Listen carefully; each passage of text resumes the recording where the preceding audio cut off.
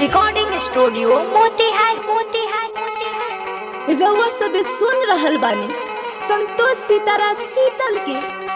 अरे बड़ा निक लागेला हो रनिया अथावे के हो न गरिया।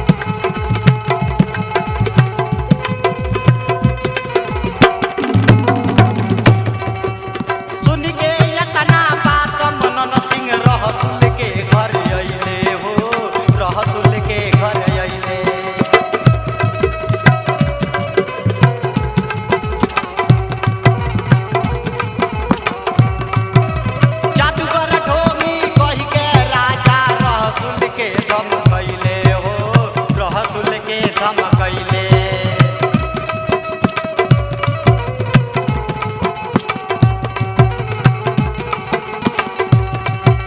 राजा सुनाय रसूल एक बात बतलाव एक बात बतलाव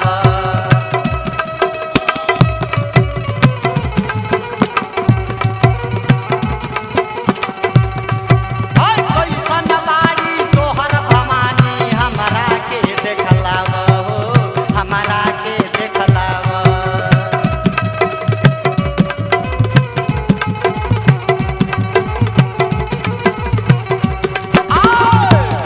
लेना भक्त के रजिया आगे सुन ना कहरिया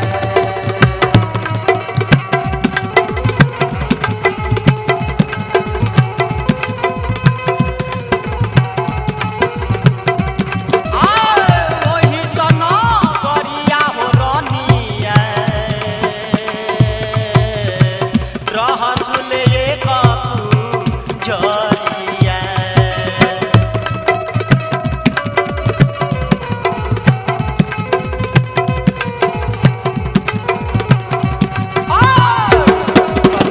गरिया हो रनिया रहसुल एक जरिया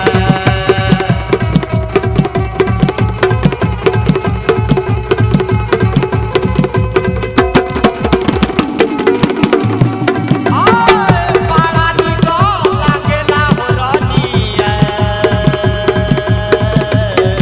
थारे के हो न गरिया